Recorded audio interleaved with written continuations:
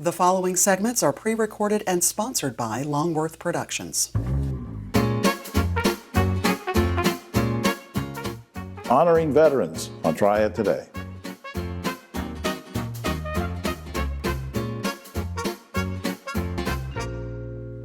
Hello everyone, I'm Jim Longworth and welcome to another edition of Triad Today, coming to you once again from the beautiful Senior Botanical Garden in Kernersville. And we'll mention them later on, and later on is when the roundtable shows up. We'll get into all sorts of controversies with those folks, so stay tuned for that. Lots in store for you in the half hour, but where we want to start is with a very, very important topic, and that is honoring our veterans. And we do that with a very special guest. And I'm welcoming Darren Manuels, who's Manager of Public Safety for Northern Regional Hospital in Mount Airy. Good to see you. Good to see you, Jim.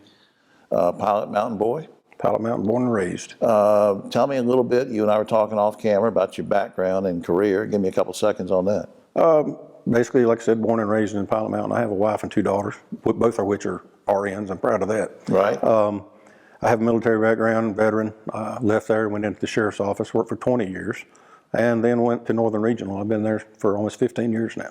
And I want to talk specifically about something you emailed me about, which is, and I want to get this right, it's called Flags for the Fallen. That's What's correct. that all about? Flags for the Fallen is a program we initiated to help veterans on their final, what I like to say, their final mission. We supply a flag, a brand new United States flag. When a veteran passes away at Northern Regional, they are placed under a flag anytime they're transported until the time that they leave with a funeral. Now, I guess you probably answered this in part, and people who know you personally know what you're going to answer, but what drove you to initiate this project specifically about it? This project really took hold in 2020, early 21, during the pandemic. We had a veteran come in that was ill and found out he had no family. He had no place to live. He was a homeless veteran. He passed away. And when you go through the process of someone that's passed away, there's steps we take to get them to the funeral home. He had no one. He had nothing. Right. And when he left the hospital, he still had nothing. There was no thank you for your service. So I got to thinking about what we could do. Went to some of the public safety officers, and we decided this would be a great thing to implement and show our respect and our honor to them. I just think it's great. What kind of feedback have you received from families and the public and different folks? What are you hearing? We get a great feedback. The staff actually, now as part of the Flags for the Fallen, line the halls of the floor they're on. The folks that work in support downstairs, they'll line the halls when we come out with them. So they're showing great support, and the community has given us compliments left and right on this. And of course, the hospital relies on volunteers to help for any number of things, but I guess we didn't rehearse this or anything, but I'm guessing you have veterans who are volunteers? We have a total of 27 veterans, actually. We're having our dinner Friday. Okay. With that, 3 of those are volunteers. All others are from support services all the way up to providers. And getting away from the actual project itself, just for normal visits to the hospital or maybe having surgery or whatever, and somebody's a veteran, that makes a big difference to have a veteran sort of being one of the volunteers around your area, right? It does. It makes a big difference as far as communications too. Yeah. Absolutely, because you're on the same page right when you're talking about stuff. Do families of, now maybe this is getting too far into the weeds, but do families of terminally ill veterans need to contact you? I know you gave an example, somebody didn't have family, but say I've got a family and I've got somebody that's terminally ill and I know it's coming. Do I need to contact you, or do you just automatically spring into action and there's a flag? Everyone that's admitted at the hospital goes through a line of questions for admission, and we added that as actually one of the questions for admission. So we find out who they are early on, and families do let us know also, which is great. Right. I guess my final thing, real quick. We have a few seconds left. What do you get out of this? It's just a thing to do for our brothers and sisters. It's a pride that we take care of each other. Great message. Great message. Up on screen, choosenorthern.org is the website, choosenorthern.org, for all sorts of information about the services that are available there. Darren, thanks so much for what you're doing, man. Thank you. We'll be right back after this.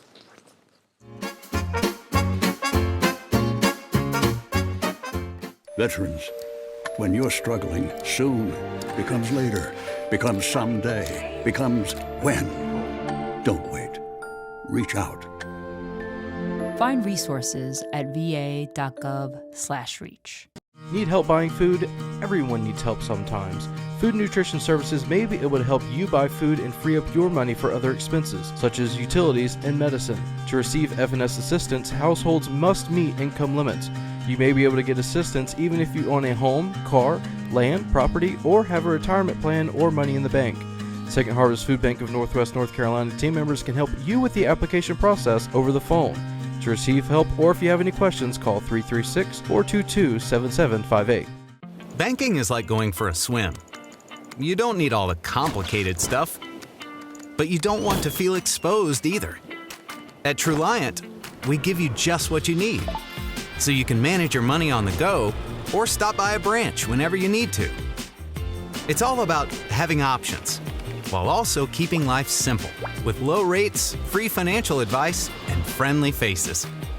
So check out Truliant. We have just what you need. Hi, I'm Jim Longworth, reminding you that Triad Today is now streaming on WFMY Plus, available free on Roku and Amazon Fire TV.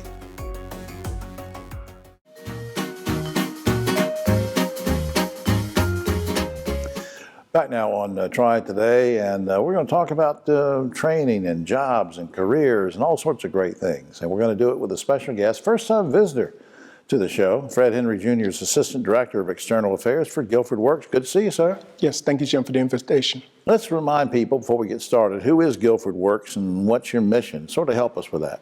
Yes, so Guilford Works is the Guilford County's Workforce Development Board. We're one of 20 workforce development boards in the state of North Carolina that provides oversight of our NC Work Career Centers. So our connection, our Thrive, our goal is to really connect job seekers to job opportunities. Now, you say job seekers, and we'll get into that more in just a second, but who do you serve? I mean, if you had to nail it down, do you serve everybody? Is it a certain age number of people or what? We serve everyone, but primarily we look for adults who may be underemployed or unemployed, folks who are looking for a career transition.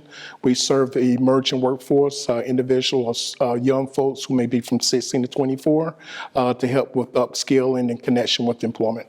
Let me put you on the spot for a second. Let's talk about some examples of some of the services you offer. Give me a couple examples of specific things that you offer to folks of different ages under your office. So we mentioned job search as job search assistants. We have programs that we help skilled folks to get credentials for employment. We work with soft skills, helping individuals with interviewing techniques, completing applications, mock interviews, elevated speeches, and things like that. Yeah, those interviews are important, and I think especially young people, but also folks that are transitioning, like you said, that are older. And maybe they haven't gone on an interview before, or it's been, a lot of years, and it can be scary. Exactly, especially when you look at social media and individuals who may be displaced, but jobs weren't, at least that process wasn't online when they applied, but now they have to learn to apply online. As you're sort of helping people and providing these services and advising them on careers and whatever, what would you say are the industry jobs that are in demand right now? So we're really focused in the Triad area in aviation, advanced manufacturing, transportation logistics, also craft skills when we look at some of the construction trades, and then the IT, especially now with some of the recent job announcements around clean energy, there's a real big emphasis on those particular careers. Now, what about you have any special events or anything coming up or early next year, whatever, anything you want to mention? Sure. So we'll partner with the Evangel Fellowship Church to do a hiring event for Toyota on Saturday, December 9th. Oh, wow. And 2 days prior to that, we're going to do some prep sessions for job seekers to help prepare them for the job fair in regards to interviewing techniques, elevator skills, and things of that nature. That's just great. Now, remind us again, where can folks find a career center? I mean, you don't have to give all the locations, or I guess there's multiple locations, but where can people go? Yeah, so we have 2 brick and mortar locations here in Guilford County. So we have the center in Greensboro at 2301 West Meadowview. Right. We also have a facility in High Point at 607 Idle Street. And then we'll have our emerging workforce that's downtown Greensboro at the corner of Green and Washington. I kind of want to ask you, as we wrap up here, what you get out of all this. I don't mean a salary or a title or whatever, but as a person, as a dad, as a community servant, what gratification do you get from doing what you do? Yeah, I like to see people reach their goals, to see them go from one step to the next step, especially when we work with individuals who've been displaced, but there's still light at the end of that tunnel, and just to kind of see them and see where they take themselves, but their families. You're the guy that shines that light, and I appreciate it. I tell Thank you. Up on screen, guilfordworks.org is a website we really want you to go to. guilfordworks.org, give you all sorts of information. And if you like to, ancillarily, you can go to ncworks.gov. Fred Henry Jr., thanks for doing this. Thank you. All right. Maybe you bring Fred Henry III on the show sometime. Oh, they shy. Yeah. I'm shy by nature too. We'll be right back after this.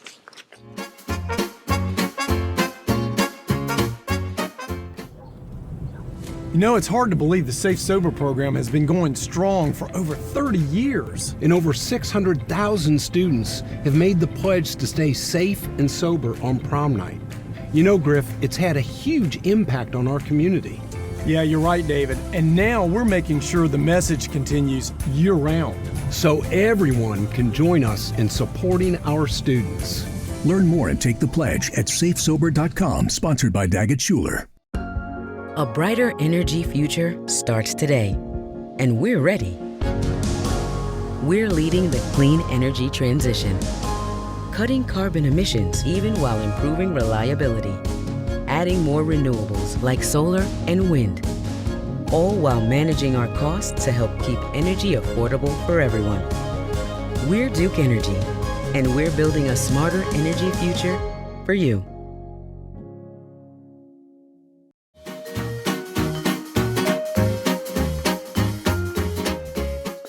Back now on Triad Today, and it's always a neat experience to talk about corporations and individuals who are involved in giving back. And that's exactly what this segment's about, and two people who make that happen. On my immediate right, Amber Glasscock is Director of Client Experience for Inmar Intelligence, and Paul Young is with us as well. He's Vice President of Software Engineering at Inmar Intelligence. Welcome to both of you. Good to see you. Thank you, Jim. Amber, we're going to start with you. When folks think of Inmar, we immediately think of high-tech, technology, data engineering and things like that. But you're always on the cutting edge of technology. But what we want to talk about today is your Inmar Intelligence is very involved in being community-centric. So how so? Yeah, you're right. Tech-enabled services is what most people know us about in the community, where we take data, we put that together with our intelligent insights, and we broaden the scope of what we do for consumers and those that benefit from it. What we're most proud of is the ability of the efforts that we can put towards giving back to the community through our associate teams and through efforts of the organization. Yeah, now tell me more about, give me some specifics about some things you do in, for, around the community with different folks. Give me a couple examples. So a great example, I think, are community tech nights that we've leveraged in the past to bring together those in the local community that may not be as tech savvy, where we can sit with them, walk through some of those technology concerns, and help them navigate what that might look like for them in the future. However, right now we're actually in one of the most exciting times, which is our United Way campaign that we do on an annual basis, where Paul and I serve as co-chairs, and we're really excited about all the efforts and all of the contributions that we've seen through those efforts. Isn't that a magnificent coincidence that you mentioned United Way? Because now I'm going to turn to Paul. See, this is like it's rehearsed, but it's not. Paul, since Amber mentioned United Way, let's talk about that. Why is this a cause, United Way, a cause that you feel passionate about and that Inmar feels passionate about? Yeah, thank you, Jim. I think many of us feel passionate about the United Way campaign because it's a way for us to come together as a company and make a positive impact in our community. By contributing to the campaign, we're able to fund programs and services like education, health, and financial stability that assist individuals locally. Following up on that, sort of describe the impact that United Way, your involvement in Inmar Intelligence involvement with the United Way, can impact the community. Sure. In 2022, through the campaign, we were able to positively impact the lives of about 4,000 individuals, and we're hoping to do much more with our campaign this year. Again, by contributing to the campaign, we can help in ways like job skill training, right, shelter for those who need it, and other ways. Absolutely, and so many agencies that depend on that.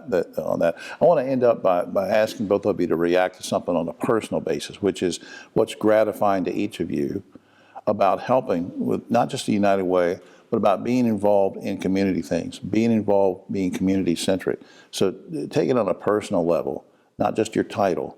What kind of gratification do you get from doing all this? So being a young mother, it's really important for me to see other children having the same equitable options that my children have, that I can provide them that maybe other parents can't. So I think seeing that in my local community is really, really gratifying. That's terrific. Paul, what about you? Yeah, for me, it's witnessing the generosity and compassion of our associates, and that's really inspiring to me to see how they want to make a positive impact locally. Yeah, you know, it's interesting you said that, Paul, because a lot of times corporations will talk about their team. And sometimes NMAR will do that too, but you guys really live that whole team aspect, because I've seen it happen with lots of things you've been involved with in the past, where everybody sort of comes together and makes it happen. Hey, up on screen, but didn't mean to keep rambling here, but up on screen, nmar.com is the general website. You can find out all sorts of information about this great company. And Amber, Paul, thanks for doing this. Thank you, Yes, Jim. thank you. We'll be right back after this.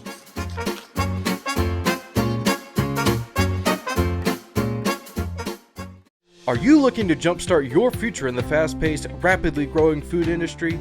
In Second Harvest Food Bank's Providence Culinary Training Program, you'll learn the craft and art of cooking, plus business and management skills, science and nutrition, and essential life skills.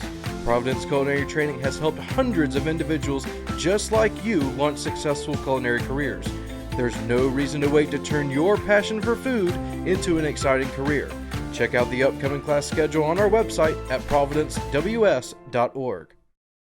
My mother passed away on a Monday night. My dad and I were with her. What would have been a dreadful experience at home was a blessing at the Woltz Hospice Home in Dobson. Mama was safe and comfortable. So were we. We were even able to bring our dog Gracie for a visit. From their in-home care to their hospice homes to helping us after she was gone. The people at Mountain Valley Hospice made us better people and became family. Hi, I'm Jim Longworth, reminding you to catch my column Longworth at Large and Yes Weekly every week. It's available throughout the Triad, or you can go online, yesweekly.com.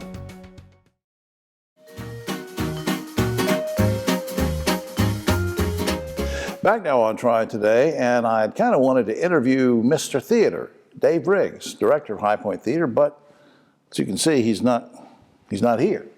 He had to leave town, not permanently, but just, for a while. And so, good old Dave sent us a videotape to tell us what's coming up at the theater. Let's watch. Hey, Jim. Dave Briggs here. Again, thank you so much for allowing me to do this virtually. I'm in Durham as we speak with the North Carolina presenters, looking at showcases, trying to bring the best entertainment we can to the city of High Point. But I wanted to let you know about some things we've got coming in November and a little sneak peek of what's going to happen in December as well. We have the Comedy Cavalcade of William Lee Martin. He's hilarious, and I think folks will get a kick out of that. I guarantee you, when you leave, your cheeks are going to hurt because you're going to be laughing and smiling so much. And then on the 25th of November, one of our very favorite shows, John Barry, will be with us once again. This will be the 5th time he will have brought his Christmas show to us. The first half of the show is John's hits. So Kiss Me in the Car, and all the others. And then the second half is a true holiday experience. And I guarantee you, if you're not putting the holiday spirit after the second half of that show, you're probably never going to find it. So John Barry's on the 25th of November. Going to be a terrific show. And then, of course, we have our usual suspects. So we've got the High Point Community Theater doing A Christmas Carol, and the High Point Ballet doing The Nutcracker and the Land of the Sweets. And early in December, we actually have the Dance Center of Greensboro also doing another version of The Nutcracker, and they're brilliant as well. So we hope everybody will take an opportunity to come to the High Point Theater. The best way to get tickets is to call our box office between noon and 5, Monday through Friday. And now we will be closed on Black Friday, the 24th, so don't try to call us then. Thanks so much again, Jim, and I look forward to seeing you next month. All right, and there you have it, the remote Dave Briggs. He's always remote. No, he's very personable. I miss Dave, but I'm glad he sent in the tape. Hey, look, this is important. I want you to go to this website, www.highpointtheater.com. Remember, it has 2 T's in there, highpointtheater.com. It's a great website. You can check out all the details of things that Dave was talking about, a lot of details about the bands and the groups and the singers and the comedians, everything. And also you can call for tickets, 887-3001. That's the best way to get your tickets. Thanks again to our buddy Dave Briggs. We'll be right back after this.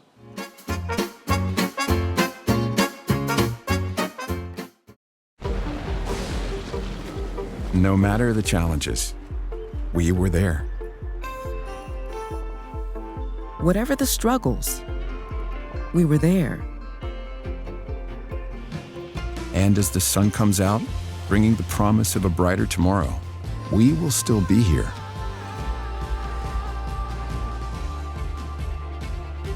We're Duke Energy, and we're building a smarter energy future for you.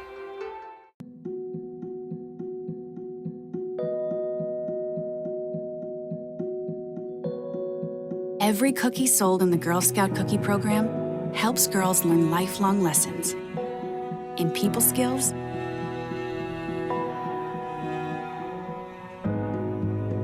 decision making,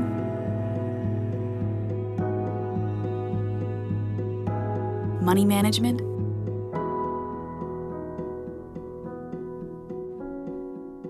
goal setting,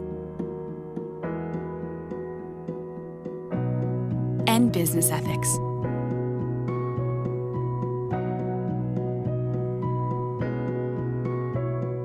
From one generation to the next. It's amazing how much you can learn from a cookie. The Girl Scout Cookie Program. Think outside the box.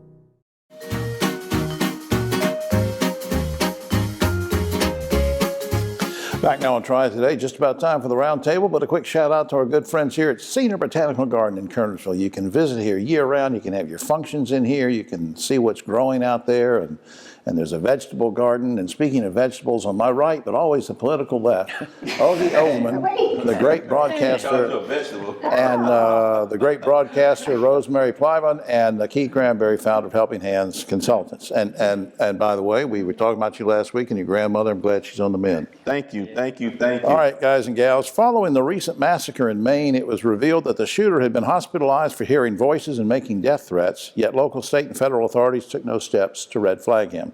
Now, we know that each state has its own red flag law, but do we need a federal law that electronically monitors anyone who has recently been hospitalized for making threats? Ogie. Yeah, you know, Jim, there were at least 6 or 7, maybe 8 red flags that other states have those laws that will identify these crazy guys. They've got to do that. I mean, that's imperative that we get it on the federal level. What do you think? Yeah, we got to work together. If we're not talking to each other, we can't learn from each other. We can't do things better and keep everybody safer. But some people get out of the hospital and they say, well, we can't do anything about the fact you're in the hospital. I'm saying, what about electronically monitoring somebody? That's very difficult because there's so many people out here with mental issues that how can you monitor everyone who has mental issues? It's a very difficult unless they pose a threat to other people. All right, recently an off-duty Alaska airline pilot tried to disengage the engines of the plane that he was riding in as a guest. The man suffers with depression, among other things. As of 2010, the FAA started allowing pilots to keep flying even if they take meds for depression. Guys and gals, should that regulation be changed? Ogie. I'm torn on this, Jim. At first I thought yes, but then I thought, well, this is such a rare, fluky thing. I've never heard of this happening before, so I don't think you can paint everybody with the same brush. It takes meds for depression. Yeah, I mean, so many people take medication for depression. There's should not be a stigma associated with it. You shouldn't lose your job. I mean, think about all the other things, like truck drivers. Are we going to take them off the roads? But what if they don't take the meds? That's the implication. If they don't take well, I think even then that is so determined by the disease that you have. Ms. Granberry. And you can't monitor when they're going to take the disease or when they're not going to take the disease, but you have to be able to have people have lower workloads. In air pilots and truck drivers have loads and they're depressed. Right. So we have to change their workloads. Exactly. We've talked about before removing Confederate statues from public places. At one point, months and months ago, maybe last year, Keith mentioned that, hey, let's just move them to Confederate cemeteries and be done with it. But now a statue of Robert E. Lee that was removed from Charlottesville, Virginia, is being melted down and repurposed as new art. My question is, are you okay with destroying any kind of art, no matter what it is, Ogie?